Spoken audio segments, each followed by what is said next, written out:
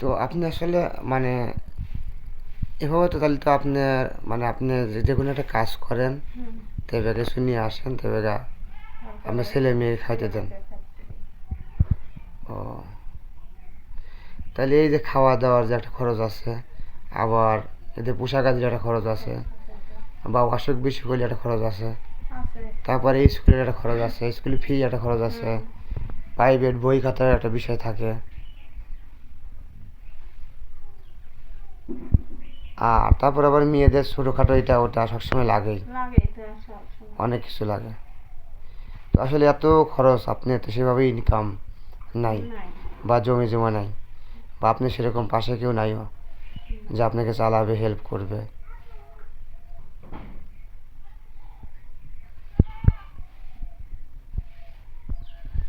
তাহলে আপনি আসলে দর্শকের কাছে কি চাচ্ছেন? পড়ালেখার খরচ আছে, খাওয়া দাওয়ার খরচ যদি আপনাদের একটু পাশে দাঁড়াতো, বা একটু আসলে হেল্প করতো। আসলে ওভাবে আপনারা বলতে পারেন না গোছায়া। তো প্রিয় দর্শক, আপনারা তো জানতে পারলেন তাদের জীবন কাহিনী। তো আমরা ছোট আপুটার কাছে যাই। আপুর নাম কি? আমার নাম মোসাম্মদ আজমিন খাতুন। আজমিন খাতুন, হ্যাঁ। কোন ক্লাসে পড়েন? আমি ক্লাস এবার 10-এ। টেনে না? হ্যাঁ, 2026 সালে এসএসসি পরীক্ষা দিব। একটু জোরে বল, একটু জোরে। মানে 26 সালে এসএসসি পরীক্ষা দিব। ও আচ্ছা আচ্ছা। লেখাপড়া কেমন চলতেছে? লেখাপড়া করতেছি ভালো, কিন্তু এই লেখাপড়ার পিছনে যে খরচটা লাগবে হুম, সেই খরচটা দেওয়ার মতো মানুষ নাই। একটু জোরে, মানে আম্মু দিতে পারতেছে না? সেজন্যে মানে আমার আম্মু তো দিতে পারবে না, সেজন্যে কিছু কেউ যদি আমাদের পাশে দাঁড়াতো তাহলে ভালো হতো।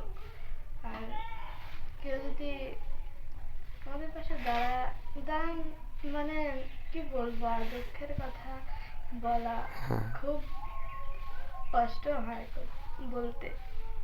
তো আপনাদের কাছে যদি আমার বাবারা না মারা যেত তাহলে আপনাদের কাছে হাত পাততে হতো না। বলা লাগতো না, হ্যাঁ। কিন্তু এখন পৃথিবী ছেড়ে সে চলে গেছে, বাবা নাই বলতে পৃথিবীর কেউ নাই। যার বাবা নাই তার পৃথিবীর কেউ নাই হ্যাঁ মনে হয়। আমার তো মনে হয় তাই। এখন আর কি মনে হবে তা জানি না, কিন্তু কেউ যদি দয়া মায়া করে আমার পাশে দাঁড়াতে পারে তাহলে ভালো হয়। হ্যাঁ, বুঝতে পারছি। আসলে বাবা না থাকলে বাবার অনেক অভাব, অনেক অভাব। ভালোবাসা থেকে বঞ্চিত হওয়া, একটা ভালো জিনিস খাওয়ার অনেক থেকে কিছুতেই অভাব, বঞ্চিত হয়। বা একটা ভালো জিনিস নেওয়া, শাসন আদর সব কিছুর একটা ই থাকে। বা বড় ভাই একটা থাকলে বা তাও একটা ই হয়, আর সেরকম বড় অবস্থা নাই ভাইও নাই আমার, তাই একটু বেশি।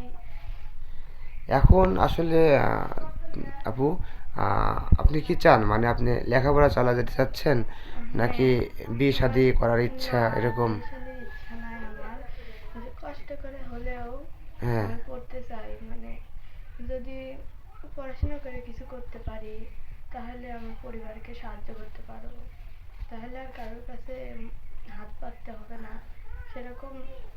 মানে এখন যদি আমার পাশে দাঁড়ায় হ্যাঁ, কেউ তাহলে ভালো হয়।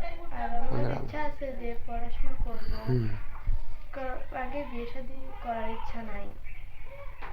কষ্ট করে হলেও পড়বো। আমার মা কাজ করে আমাদের লেখাপড়া চালাচ্ছে।